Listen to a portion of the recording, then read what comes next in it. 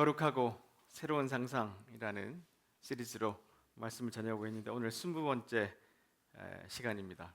그리고 또 사순절 다섯 번째 주간의 말씀이기도 하고요. 관계 맺음에 대한 새로운 상상, 이런 제목으로 여러분과 함께 말씀을 나누겠습니다. 오늘 본문 말씀을 읽어주셨는데 6월절 바로 전날 아니면 6월절인데 아침 정도, 이렇게 아마 시간을 좀 특정할 수 있을 것 같아요. 저희들이 이 고난주간 그리고 이 사순절을 지나면서 혹시나 예수님께서 십자가에 달리신 그 사건에만 집중하면 기독교를 이해할 수가 없게 됩니다. 예수님께서 예루살렘에 입성하시고 십자가에 죽으시고 부활하신 그 일주일에 과연 무슨 일이 있었는지 그것을 깊이 들여다봐야 우리가 예수님을 조금 더 알 수 있게 되고 복음을 또 이해하게 되고 기독교를 또 더 깊이 알게 될 수 있습니다. 그래서 오늘 말씀도 그렇게 좀 있었던 일에 대해서 나누려고 하는데요. 이 타임라인을 좀 보면 지금 이렇게 좀 설교가 쭉 진행이 되고 있습니다. 일주일의 시간들을 좀 쫓아서 제일 여러분 보시는 쪽으로 오른쪽 끝에 이제 겟세마네 기도, 바로 이 목요일 날 많은 일들이 있었어요. 예수님께서 성만찬을 하셨고 제자들과 함께 다락방에 모여서 식사를 나누시고, 또 오늘 본문의 말씀 발을 씻어 주시는 사건, 그리고 그날 밤에 겟세마네 기도 하러 가셨다가 또 잡히시는, 이 목요일에는 가장 많은 일들이 일어났는데 사실 이 제자들의 발을 씻긴 이 사건은 조금 무게가 덜하게 사람들이 받아들입니다. 그런데 많은 학자들이 예수님의 많은 가르침과 행동 중에 가장 혁명적인 사건 중에 하나가 바로 이 발 씻었던 사건이다 할 정도로, 사실은 이 예수님의 그 발 씻는 이 행위는 정말로 우리 기독교의 중요한 가르침이고 우리가 꼭 깊이 들여다 봐야 되는 사건입니다. 자, 그래서 하나씩 좀 살펴보겠는데요. 이날 예수님께서 그 제자들과 마지막 작별을 계획하셨어요. 마가복음에 보시면 무교절의 첫 번째 날, 이날이 이제 6월절 기간이니까, 6월절은 여러분 이제 좀 이해를 하시는 분들은 무교절이라는 것도 아실 텐데 이제 그 이스트, 빵을 부풀게 하는 이런 것들을 넣지 않고 그냥 반죽 채로 들고 이제 출애굽하러 나왔잖아요. 이제 그때를 기념해서 이 절기를 지키는데, 이날 또 6월절 양을 잡는 날이고, 그래서 이 유대인들에게는 가장 중요한 날, 또한 제가 말씀드렸던 이것은 독립기념일 같은 날, 그런 날이라 사람들이 아주 큰 명절로 지키는데, 예루살렘에 지금 와 있으니까 제자들이 예수님에게 여쭤봤어요. 어디서 6월절 음식을 먹을까요? 그랬더니 예수님께서 그 성에 들어가면 물병을 든 사람을 만날 텐데 그 방을 한번 좀 물어봐라. 거기서 마지막 우리 식사를 하자. 그렇게 이야기를 하셨습니다. 자, 그런데 제자들은 이 마지막인지 잘 몰랐잖아요. 예수님이 미리 이날을 계획하셨고 또 아주 중요한 사건을 이쪽에서 준비하셨던 거예요. 예수님께서 이제 최후의 성만찬을 여기서 이제 시행을 하시기도 했는데, 우리는 여기에서 그냥 빵을 찢고 또 잔을 나누는 여기에만 좀 집중을 하지만 이거 앞에 했던 큰 일, 이 행사도 우리가 반드시 기억해야 되는 중요한 또 일이기도 합니다. 자, 그리고 이 제자들이 예수님 계속 지금 3년 반 동안 쫓아왔는데 끊임없이 예수님을 이해 못하고, 특별히 이 일주기 기간은 예수님을 많이 배반했어요. 오늘 말씀에도 보면 12제자 가운데 한 사람인 가룟 유다가 예수님을 넘겨주려고 대제사장들에게 갔습니다. 이 가룟 유다가 예수님을 팔았잖아요, 그렇죠? 그래서 생각할 때 예수님을 배반한 사람은 이 가룟 유다다 이렇게 생각을 하는데, 사실 12제자도 만만치 않았어요. 이 까라바지오가 그린 그림에도 보면 이렇게 예수님이 마지막에 잡히시는 장면, 각 사람들의 얼굴들을 아주 좀 이렇게 마치 조명이 쏘여지는 것처럼 이렇게 부각해서 잘 그렸죠. 정말 이런 이제 사건, 예수님 앞에 입을 맞추고 이런 계획을 했잖아요. 이 가룟 유다가 예수님을 팔았는데 존 셸비 스퐁 주교가 이런 이야기를 했습니다. 이 가룟 유다는 생명보다 죽음을, 빛보다 어둠을 선택한 사람들의 상징이다. 이 가룟 유다 한 사람의, 이 사람 나쁜 사람인 게 아니라 생명보다 죽음을, 빛보다 어둠을 택한 사람들의 상징이다. 그는 죽음과 어둠으로부터 생명과 빛으로의 변화를 이행할 수 없었던 사람으로 묘사된다. 마찬가지로 그는 그의 시대와 우리 시대의 앞을 보지 못하는 사람들, 그리스도에 대한 경험 속으로 들어갈 수 없거나 들어갈 의지가 없는 사람들, 삶에 대한 온전하고 새로운 이해의 문을 열어주는 빛을 완전히 꺼뜨려 버리려고 하는 사람들을 대표한다. 이 가룟유다는 이런 행동을 한 사람이다. 이렇게 이야기를 했습니다. 그러니까 예수님을 따라 3년 반 동안 쫓아다녔지만 생명으로 들어가지 않고 죽음을 선택한 사람, 빛을 선택하지 않고 어둠을 택한 사람. 자, 이런 사람이 이 가룟유다뿐만 아니라 사실 우리도 그 안에 속했던 사람들이고요. 속해 있는 사람일지도 모르고 수많은 사람들이 그렇다는 거죠. 자, 그런데 보세요. 이 제자들도, 다른 제자들도 이 가룟유다와 비교해서 그렇게 만만치 않은 사람들이었어요. 한 가지 더 여러분들에게 좀 짚고 넘어가야 될 것이 뭐냐면, 이 가룟유다를 소개할 때 항상 뭐라고 소개하냐면 12제자 가운데 한 사람, 꼭 이렇게 소개합니다. 그 이유가 뭐냐면 12제자, 12제자도 그랬던 사람들이다, 이런 이야기를 하려고 그러는 거예요. 자, 제자들은 늘 누가 제일 높은 자리에 있을 건지를 다투고 노리고 요구했던 사람들입니다. 자기들끼리도 말다툼할 때, 야, 내가 제일 먼저 불림 받았잖아, 예를 들면. 그래도 야, 내가 나이가 많잖아, 아니면 내가 많이 배웠잖아, 자기들 사이에 이렇게 말다툼을 벌였을 거예요. 근데 예수님께서 쟤들의 마음에 무슨 생각을 하는지 아셨고, 그러고 난 다음에 어린아이를 옆에 세우시고, 자, 누구든지 내 이름으로 어린아이 하나를 맞이하는 사람, 자, 이 어린아이처럼 되는 사람, 이런 사람이 진짜 제일 큰 사람이고, 너희 중에 가장 작은 자가 가장 큰 사람이다. 자주 이렇게 말씀하셨어요. 또 한참 뒤에도 22장에 보면 제자들 사이에 누가 가장 큰 사람으로 여김을 받을 것인가, 서로 이렇게 또 말다툼을 합니다. 그러니까 예수님이 너희는 그래서는 안 된다. 이방인들은 다 그렇게 왕노릇하고 세상 사람들처럼 너희들이 권력을 잡으려고 하면 안 돼. 너희 중에 가장 큰 사람은 가장 어린 아이처럼 되어야 되고, 지도자는 종처럼 되어야 된다. 식사 자리에 앉아 있는 사람과 그를 시중 드는 사람들 가운데 누가 더 큰 사람이냐? 식사 자리에 앉아 있는 사람이 아니냐? 그러나 너는 섬기는 사람으로 너희 가운데 있다. 이게 정체성이 이렇다라고 이야기를 해주시는 거예요. 계속해서 반복해서 가르치시는데도 못 알아먹습니다. 아니요, 거부합니다. 마가복음에도 보면 보세요. 이제 예루살렘으로 십자가 죽으시러 가는 이제 길에 어떤 일이 일어날지 말씀을 하세요.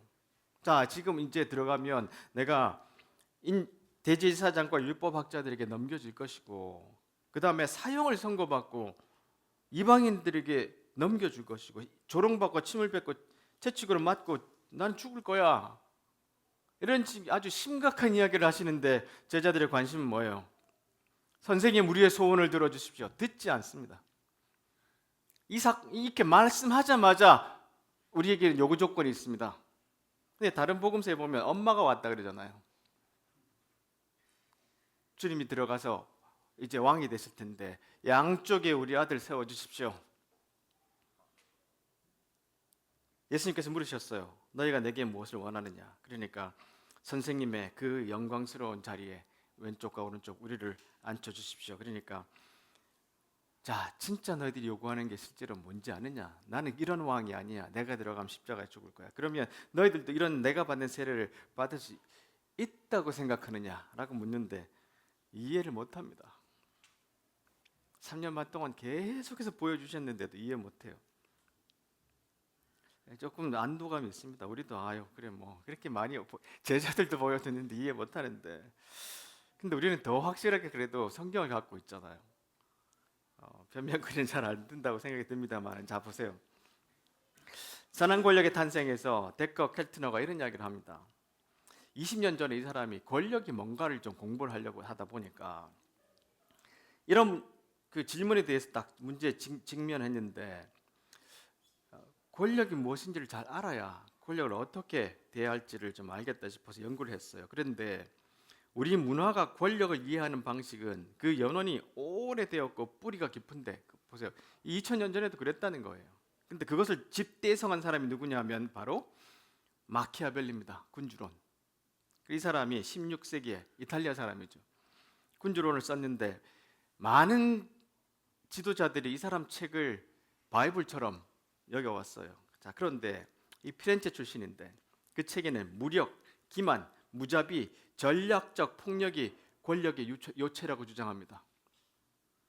이런 마키아벨리의 주장을 쫓아서 많은 사람들이 권력을 특별한 형태의 강압적인 형태로 이해해왔습니다. 권력이란 무소불위 독재자가 휘두르는 그 무엇이었던 것인데, 이렇게 본다면 지휘관이 전쟁터에서 단호한 결정을 내리거나 사업가가 적대적 인수를 시도하거나 자신의 경력을 위해 동료를 짓밟거나 또는 학교에서 자기보다 몸집이 작은 친구를 괴롭히는 것과 같은 이 모든 일에 권력의 문제가 개입되어 있는 것이다. 근데 사람들이 이 마키아벨리가 쓴 군주론이 정답인 것처럼 그렇게 권력을 활용하고 믿어왔고 지금까지 오용해 왔어요. 이게 사람 안에 깊이 뿌리가 있는 거거든요. 자, 그 다음에 이 권력을 쓰는 사람의 어둠의 3요소가 있다라고 하면서 권력의 심리학에서 이런 이야기를 합니다. 마키아벨리즘, 조금 전에 이제 말씀드렸던 마키아벨리, 나르시시즘, 사이코패스, 이렇게 권력을 가진 사람의 어두움 안에 이런 세 가지 특성이 있대요. 마키아벨리즘은 아까 보세요. 목적은 수단을 정당화한다.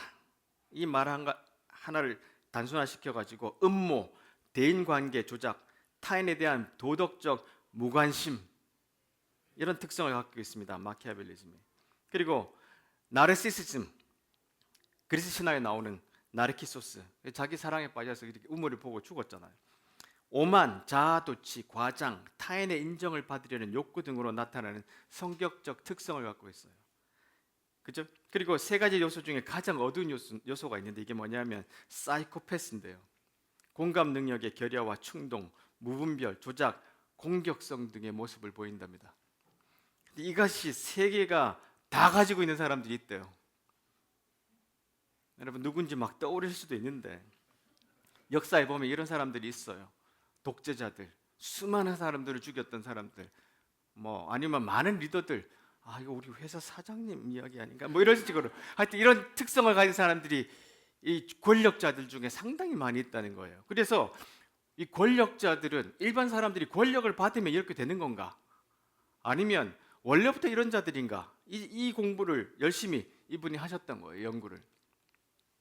근데 권력자들이 그 권력을 얻으려고 노력해가는 것은 사실이라는 거예요. 저 권력을 얻으려고 계속해서 노력해가는 사람들, 그런 사람들이 권력자의 자리에 앉기 때문에 이런 일들이 많이 벌어지고 있다는 것입니다. 자, 그런데 권력 자리에 오르셨으면서도 이런 특성이 전혀 없는 분이 있는데 바로 예수님이에요.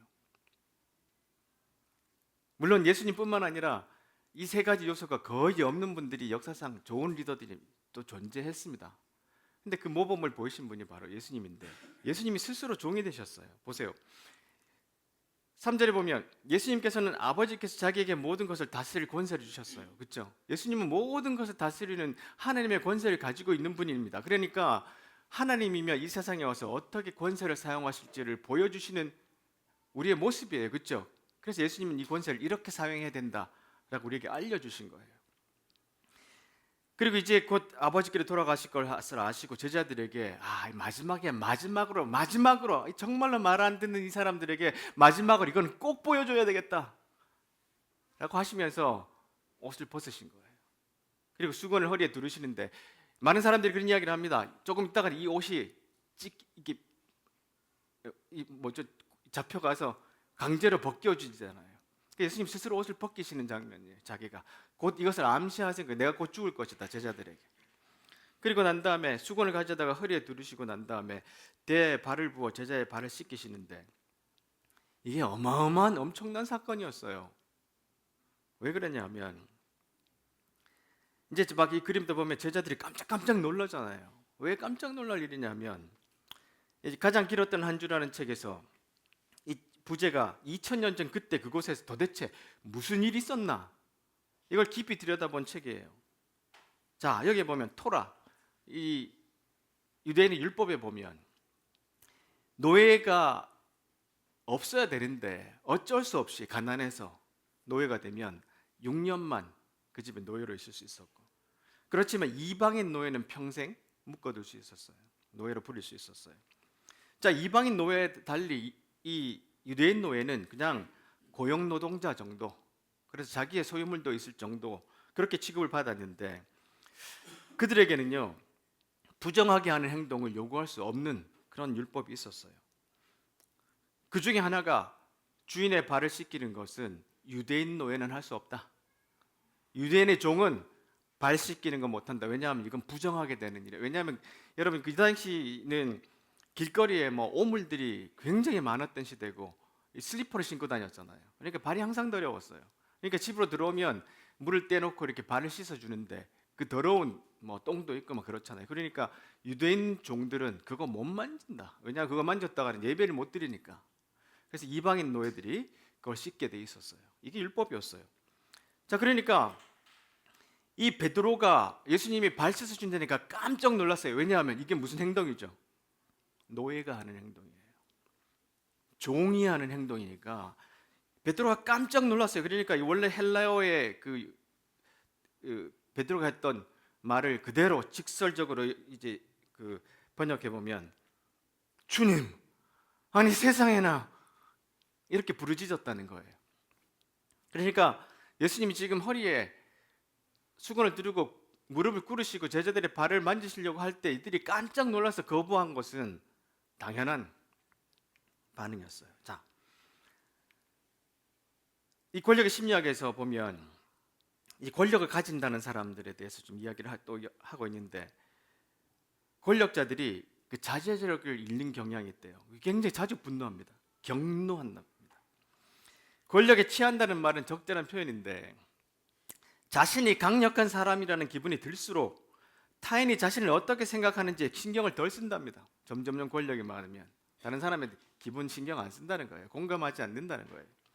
타인의 기분을 읽는 능률이 떨어지는데 타인과 공감해야 할 필요성을 덜 느끼기 때문이다.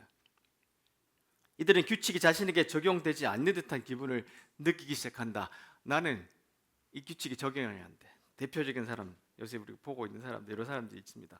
권력자가 된다는 것은 더 이기적이고 동정심 없고 위선적이고 힘을 남용하기 쉬워진다는 거예요. 그러니까 이렇게 권력자가 되면, 예수님도 사실은 이런 모습을 가질 수 있는데 예수님은 그렇게 자기의 권력과 힘을 사용하지 않으셨고 옷을 벗고 허리에 수건을 두르시고 종의 자세로 무릎을 꿇으셨어요. 브라이언 클라스 계속해서 이제 책에서 이야기하기를, 우리는 대개 어떤 사물 또는 사물이 실제로 누구고 무엇을 할 수 있는지보다 어떻게 보이는지에 더 집착한다. 실제로 사람이 누군가보다 겉으로 드러나는 것에 더 집착한다는 거예요. 지도자처럼 보이는 사람은 지도자가 되기 더 쉽다. 둥잉시, 덴버, 전 세계에 어떤 곳이든지 우리는 잘못된 근거를 바탕으로 온갖 사람들에게 권력을 준다. 중국 공장에서 목슬리에게 신뢰성이 뒤따랐던 것은 그가 백인 남성이었기 때문이었다. 그런데 서구 사회라고 크게 다를까? 왜 우리는 그토록 소수의 사람에게 그토록 많은 지배력을 주고 있는 것인가? 그러니까 어떤 인종으로도 마찬가지고, 남성, 그렇죠? 여러 가지 형태로 이제 사회가 좀 규정해 내온 권력자들의 모습을 보고 우리는 막연하게 그 사람에게 표를 주고 그 사람을 세운다는 거예요. 예수님 그렇게 오시지 않으셨어요. 여러분, 실제로 예수님의 얼굴을 재현한, 예수님 이렇게 생겼을 거라고 말합니다. 우리는 늘 서구 영화를 보니까 예수님이 항상 백인이었어요. 항상 금발이거나 코도 아주 너무나 멋있는 사람으로 뽑아서 그렸잖아요. 그런데 보세요. 전형적인 유대인의 모습입니다. 곱슬머리에, 코는 매부리 코에, 뭉툭하고, 피부 색깔도 그렇죠. 거의 아주 딥다크잖아요. 아주 어두운 모습을 갖고 계세요. 이게 실제로 예수님의 모습이었다고 사람들이 이렇게 좀 재현해 보았죠. 이 유대인들의 모든 많은 데이터를 모아놓고 보니까 이사야서에 보면 이렇게 예수님을 그리고 있습니다. 우리의 메시아를. 하느님 앞에서 자라난 그 종, 바짝 마른 땅에 심긴 낭상한 묘목, 왜소한 초목 같았다. 아무 볼품 없고 보조할 것 없었다. 사람들이 지나가면서 우와 저 사람 예수님, 이게 아니라 그냥 슬쩍 지나가면서 보면 아무 사람에게 주목을 못 끄는 평범한 분이셨어요. 멸시받고 무시당하고 고난을 아는 사람, 고통을 몸소 겪은 사람, 그를 보면 사람들이 고개를 돌렸어요. 그래서 우리는 그를 멸시했고 벌레 취급했어요. 그러나 그는 질고를 짊어가는 사람이었고 우리의 고통, 우리의 추함, 우리의 모든 잘못을 그분이 대신 지고 가셨어요. 바로 이런 모습을 통해서 예수님이 우리에게 오셨다는 거예요. 근데 우리는 자꾸 생각에서 착각을 합니다. 그리고 우리는 그런 사람이 되기를 자꾸 꾸며요. 없는 것을 더 크게 만들기도 하고 그 권력에 욕심에 제자들이 자꾸 우리를 그렇게 세워달라고. 그러니까 예수님이 만약에 일반적인 리더였으면 그들이 그런 자리를 차지했겠죠. 그럼 그 사람들이 어떻게 됐을까요? 아주 나쁜 사람이 됐을 가능성도 많죠. 예수님이 계속해서 보여주시는 거예요. 이렇게 해야 된다. 하나님이 우리에게 보내신 그 하나님의 아들이 무릎을 꿇고 종이 되어 노예가 되어 발을 씻어주는 이 사건, 이것이 혁명적인 사건, 놀라운 상상이라는 겁니다. 자, 그래서 예수님이 이 사람의 발을, 제자들의 발을 씻어주는 이 사건을 통해서 새로운 인간됨, 새롭게 관계 맺는 것에 대해서 알려주시고 있어요. 베드로가 말합니다. 내 발은 절대 못 씻깁니다. 이게 말이 됩니까? 스승이 내 발을 씻긴다더니, 메시아가 내 발을 씻긴다더니, 하나님의 아들이 내 발을 씻긴다니, 이거 절대 안 됩니다. 그런데 예수님께서 말씀하세요. 내가 내 발을 씻기지 않으면 너와 나는 상관이 없는 사람이다. 그러니까 베드로는 그러면 다 씻겨주십시오, 이렇게 이야기합니다. 다 씻길 필요는 없어, 좀 진정해, 이런 이야기를 하셨어요. 자, 이게 무슨 뜻이냐? 레슬리 뉴비긴이라는 아주 유명한 선교사이기도 하셨고, 이분이 이런 이야기를 합니다. 자, 베드로가 이제 발을 내놓는 차례가 됐는데 베드로의 경악스러운 반발이라고 표현합니다. 절대 안 됩니다. 근데 이게 뭐냐 하면 정상적인 인간의 반응이라는 거예요. 그렇죠? 신의 아들이, 메시아가, 내 스승이 내 발을 씻긴다니, 만일 스승이 제자의 비천한 종이 된다면 적절한 질서가 모두 뒤집혀버린다. 이것은 우리가 이해하기로 인간사가 순조롭게 작동하는 데 필요한 선한 질서를 완전히 전복시킨 행위다. 우리가 생각하는 질서, 우리가 생각하는 이 순서, 차별, 아니면 이런 권력, 이런 것을 완전히 뒤집는 행위라는 거예요. 모든 정상적인 관리 절차는 권위의 사슬을 요구하는데 가장 밑바닥에 있는 자들을 제외한 우리 모두는 그런 질서를 유지함으로써 기득권을 누리게 되는데, 인도의 카스트 제도 같은 것. 근데 모든 세상에 다 있잖아요. 우리가 상관에게 제대로 복종하는 한 부하 위에 군림할 자유가 있기 때문에 우리는 이렇게 순서를 만들어 놓고 권력을 차별을 하게 하는 거죠. 근데 예수님의 행동은 이 질서 전부를 전복시켰다. 뒤집어 버렸어요. 그리고 사회 전체의 안정을 위협하는 일이 되니까 베드로의 반대는 정상적인 반응이었을 것이다. 아니, 이렇게 스승이, 하나님의 아들이 제 발을 씻기신다니요, 비천한 종이 된다고요? 말도 안 됩니다. 그러면 저는 어쩌라고요? 베드로는 지금 예수님 옆에서 가장 좋은 자리를 차지하려고 그러는데 나는 어쩌라고요? 이런 반응을 하게 된 겁니다. 자, 이게 조금 어려운 말이기도 한데 이 사건을, 예수님에 대한 사건을 존 쉘비 스봉 주교는 조금 더 이렇게 깊이 설명을 했습니다. 보세요. 예수님의 대답은 이런 의미를 갖고 있는데, 자, 베드로야, 신적인 사랑에 자유하게 하는 권능에 저항하지 마라. 하나님께서 새롭게 역사하시는 방식에 대해서 네가 갖고 있는 고정관념으로 계속해서 반대하지 마라. 그것을 통해 나는 너를 새로운 인간됨의 차원으로 부른다. 세상 사람들, 세상 왕들, 세상 권력은 이렇게 행동하지만 자, 나는 너를 하나님의 아들 새로운 차원으로 너를 인도한다. 현재 신분의 높고 낮음은 중요한 것이 아니야. 그런 규칙들은 오직 인간들이 계속해서 열망해온 세상, 인간들이 만들어 가려고 하는 세상에만 적용될 뿐이야. 나는 너를 존재 그 자체로 인도하는 문이다. 나를 통해서 가자. 그러면 너는 보다 온전한 인간이 될 것이다. 나는 너를 온전하게 만들 경험 속으로 초대하는 거야. 내가 너의 발을 씻겨주면서 이 세상에 만들어 놓은 이 질서를 바꾸고 하나님의 나라가 어떤 모습인지 내가 보여주는데 너는 그를 통해서 이 안으로 들어와 봐. 이렇게 요청을 하시고 초청을 하는 거예요. 만일 내가 너의 발을 씻기지 않는다면 너는 내가 너에게 계시하는 하느님, 내가 너에게 제공하는 인간성에 참여할 수 없을 거야. 그러니까 이 발을 씻기는 사건이 얼마나 놀라운 사건인지, 새로운 인간성, 새로운 세상으로 초대하는 방식이 바로 이 발을 씻기는 사건이었어요. 그러니까 사람들이, 신학자들이 이게 혁명적인 사건이라고 할 정도로 놀라운 사건이었어요. 새로운 인간이 되는 방식, 세상에 만들어 놓은 질서를 뒤집는 방식, 하나님의 아들이 사람의 발을 씻기는 이 놀라운 방식, 여기에 참여하자. 이렇게 베드로의 발을 씻어주신 거예요. 자, 그래서 우리는 어떻게 해야 되냐? 우리도 항상 발을 씻기는 마음으로 살아가는 것이 필요한데, 보세요. 예수님께서 다 제자들의 발을 씻기신 다음에 옷을 입고 자리에 앉으셨어요. 그리고 자, 방금 전에 너에게 행한 일이 무슨 뜻으로 한 것인지 이해하겠느냐라고 물어보십니다. 제자들은 지금 충격이에요. 그래서 예수님이 이렇게 질문을 합니다. 너희가 나를 선생님 또는 주님이라고 부르는데 너희 말이 맞다. 나는 바로 그런 사람이다.